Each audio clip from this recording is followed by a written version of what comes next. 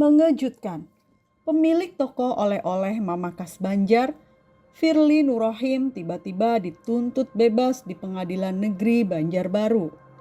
Tapi ini keterkejutan yang diinginkan netizen dan publik Indonesia, khususnya pelaku UMKM.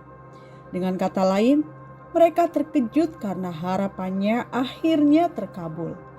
Padahal sebelumnya kepolisian dan kejaksaan yakin bahwa Firly telah melanggar Undang-Undang Perlindungan Konsumen dan terancam dipenjara selama 6 tahun. Lah, kok sekarang tiba-tiba dibebaskan dari segala dakwaan? Lantas, buat apa Firly dipidanakan?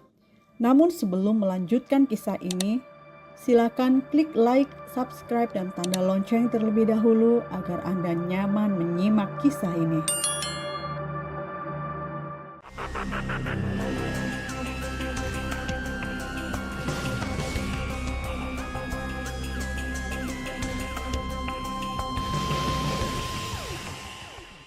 Perjalanan kasus pemilik toko oleh-oleh Mama Kas Banjar, Firly Nurrohim, memang penuh kejutan. Pertama, publik dikejutkan dengan sangkaan atau dakwaan yang dialamatkan kepada Firly. Ia didakwa melanggar undang-undang tentang perlindungan konsumen. Sebabnya, karena produk yang ia jual tidak mencantumkan tanggal kadaluarsa dan tidak memasang label penjelasan barang yang memuat nama barang, ukuran, berat atau isi bersih, komposisi, aturan pakai, tanggal pembuatan, akibat sampingan, nama dan alamat pelaku usaha, serta keterangan lain untuk penggunaan.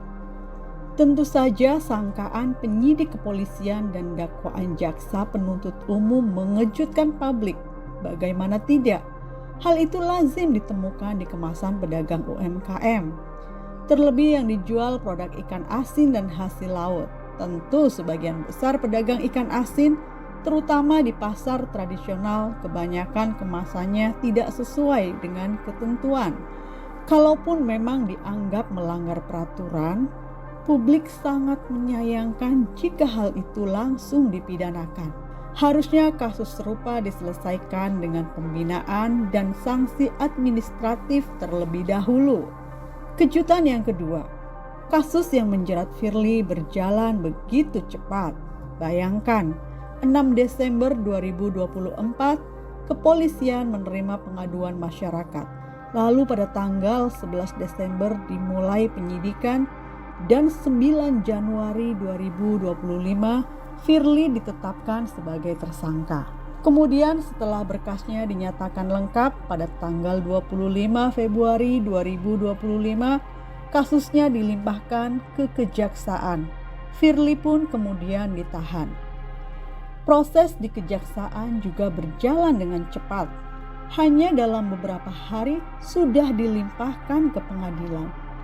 Dan tanggal 3 Maret 2025, persidangan pun dimulai. Cepatnya proses ini tentu sebenarnya baik untuk penegakan hukum. Penegak hukum benar-benar rajin dan profesional. Ini sebenarnya yang diharapkan publik. Tapi karena biasanya lambat, ini menjadi kejutan.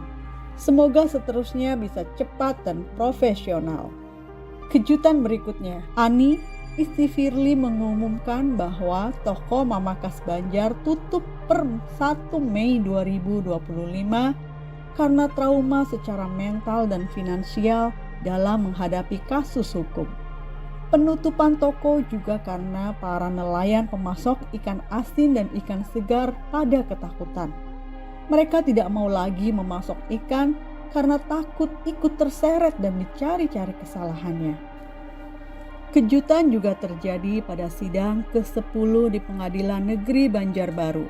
Menteri UMKM Maman Abdurrahman turut hadir dan memberikan penjelasan sebagai amicus curiae atau sebagai sahabat pengadilan. Kejutan berikutnya adalah pada sidang tanggal 19 Mei 2025, Jaksa Penuntut Umum JPU Kejaksaan Negeri Banjarbaru menuntut Firly Nurrohim, terdakwa kasus label kadaluarsa, produk usaha mikro, kecil dan menengah atau biasa disebut UMKM Mamakas Banjar lepas dari segala dakwaan. Menuntut terdakwa Firly Nurrohim untuk lepas dari segala tuntutan. Begitu tuntutan yang dibacakan JPU Febriana Rizky. Padahal sebelumnya JPU mendakwa Firly dengan dakwaan pertama Pasal 62 ayat 1 JO, Pasal 8 ayat 1 huruf G Undang-Undang RI Nomor 8 Tahun 1999 tentang perlindungan konsumen. Kemudian dakwaan yang kedua, Pasal 62 ayat 1 JO, Pasal 8 ayat 1 huruf I Undang-Undang RI Nomor 8 Tahun 1999 tentang perlindungan konsumen. Dengan dua dakwaan itu, Firly terancam dipidana penjara hingga 6 tahun. Namun demikian, meski di pembacaan tuntutan, jaksa menuntut bebas. Ketua Majelis Hakim Rahmat Dwinanto tetap meminta terdakwa membuat pembelaan atau pledoi secara tertulis pada sidang berikutnya. Kuasa hukum Firly, Faisal Abrori, menyambut baik tuntutan JPU untuk kliennya dan berharap hakim bisa memutus seadil-adilnya. Dia menyebut tuntutan lepas dari tuntutan atau disebut onslaught sudah tepat karena pelanggaran yang terjadi tidak ditemukan pidananya.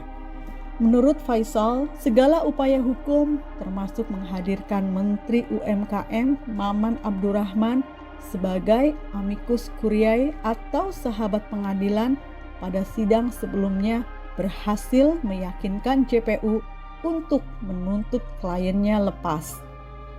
Jaksa telah terbuka bahwa kasus ini bukanlah pelanggaran pidana, namun administratif sebagaimana semangat pembinaan UMKM oleh pemerintah, ucapnya. Namun kejutan dari JPU bahwa Firly dibebaskan dari segala dakwaan sebenarnya sudah tercium dengan jelas ketika pada tanggal 15 Mei 2025 Komisi 3 DPR RI menggelar rapat dengar pendapat dengan kuasa hukum Firly, Menteri UMKM, Kapolda Kalsel, dan Kajati Kalsel. Dalam kesempatan itu, Menteri UMKM Maman Abdurrahman menjelaskan bahwa penerapan Undang-Undang Perlindungan Konsumen seperti yang dijeratkan ke Mamakas Banjar sangat sulit diterapkan dalam konteks usaha mikro dan kecil.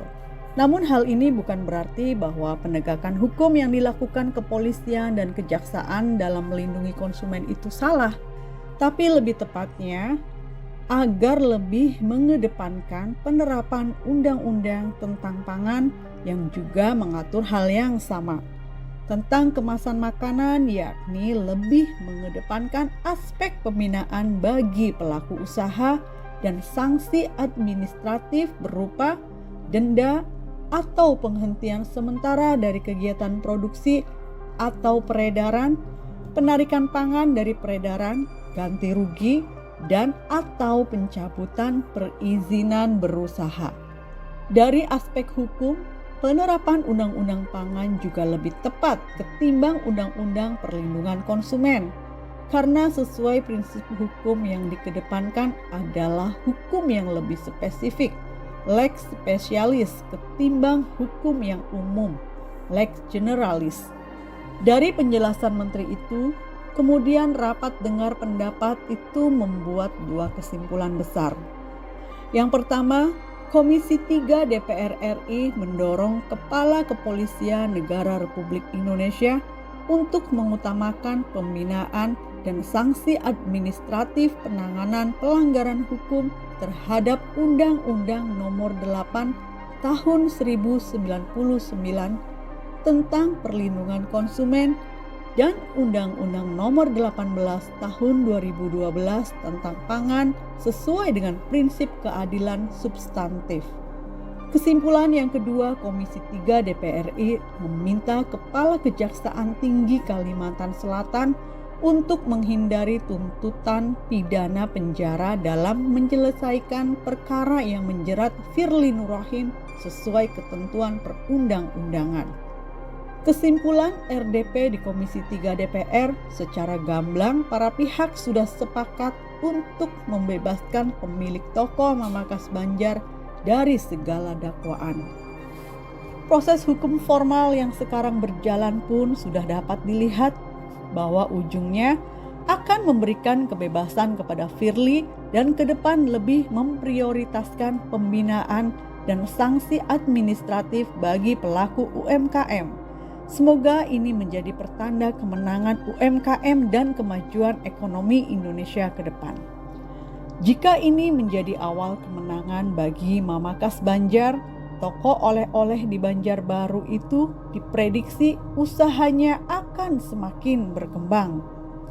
Dengan kasus ini, Mamakas Banjar semakin dikenal publik sehingga diharapkan akan mendongkrak penjualan ketika toko itu kembali dibuka setelah kasus selesai. Semoga menjadi kenyataan.